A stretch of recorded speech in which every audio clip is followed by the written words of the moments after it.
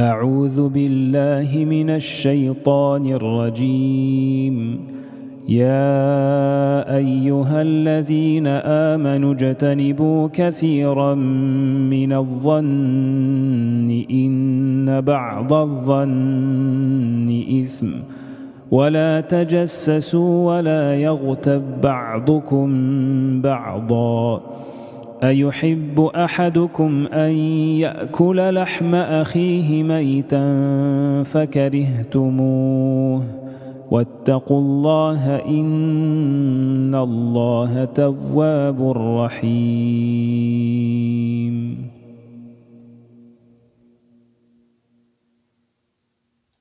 Ô vous les croyants, évitez de faire trop de suppositions sur autrui. Certaines suppositions sont un péché. Ne vous espionnez pas et ne médisez pas les uns sur les autres. L'un de vous aimerait-il manger la chair de son frère mort ? Non, vous en auriez horreur. Et prémunissez-vous contre Allah, car il est celui qui accueille le repentir, il est miséricordieux. Surat al-Hujurat, verset 12. Commentaire de l'imam Ibn al-Qayyim, rahimahullah. Nous avons là une magnifique comparaison basée sur l'analogie. En effet, Allah compare le fait d'écorcher l'honneur de son frère au fait de déchirer sa chair. Et puisque la personne qui médit viole cet honneur en l'absence du concerné, il ressemble en cela à quelqu'un qui déchire la chair de son frère en l'absence de son âme après sa mort. Et ce, car la personne qui est l'objet de la médisance est incapable de prendre sa propre défense face à ce qu'on lui reproche, puisqu'elle est absente. Elle ressemble donc à un mort qu'on découpe sans qu'il puisse se défendre. La fraternité implique la pitié mutuelle, l'entretien du lien et l'entraide. Mais le médisant n'honore pas cette fraternité, car il va à l'encontre de ce qu'elle implique. Il critique, accuse et s'en prend à son frère. C'est donc comme s'il découpait sa chair, alors que la fraternité implique de protéger, de prendre la défense de son frère. Et puisque le médisant prend du plaisir à dire du mal, puisqu'il y prend goût, c'est comme s'il mangeait la chair de son frère après l'avoir découpée. Également, puisque cela lui plaît et qu'il aime cela, il est comparé à quelqu'un qui aime manger la chair de son frère mort. Aimer cela vient s'ajouter au simple fait de manger, tout comme manger vient s'ajouter au simple fait de découper. Médite donc la touchante beauté de cette allégorie.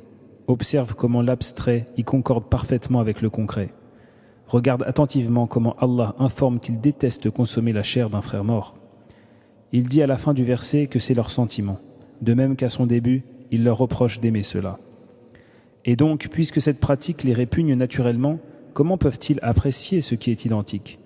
Allah emploie donc ce qu'ils détestent pour leur faire admettre la laideur de ce qu'ils aiment. Il compare ce qu'ils affectionnent à ce qui les écœure le plus, à ce qu'ils fuient le plus. Raison pour laquelle, au vu de l'entendement, de l'instinct et de la sagesse, ils se doivent de fuir comme la peste tout ce qui ressemble à cette pratique. C'est grâce à Allah qu'on obtient le succès. Commentaire du Cheikh Saadi, rahimahullah. Le Très-Haut interdit ici de trop conjecturer dans le mauvais sens sur les croyants, car il est des conjectures qui sont de vrais péchés. Il en est ainsi des conjectures dénuées de toute vérité et de tout indice, de même que des mauvaises conjectures qui donnent lieu à de nombreux propos et actes illicites.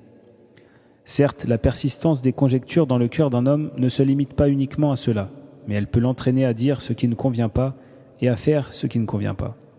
Il y a là aussi un risque de penser du mal d'un musulman, de lui exprimer de l'animosité et de l'hostilité sans aucune raison. Ne vous épiez pas les uns les autres, c'est-à-dire ne cherchez pas à percer l'intimité des musulmans et laissez-les en paix, et même dans le cas où quelque chose de cette intimité qu'il ne convient pas de montrer se découvre, faites semblant de ne pas l'avoir vu. Ne médisez pas les uns des autres. La médisance, comme l'a expliqué le prophète sallallahu alayhi wa sallam, est de parler de son frère en des termes qu'il abhorre, même si cela est vrai.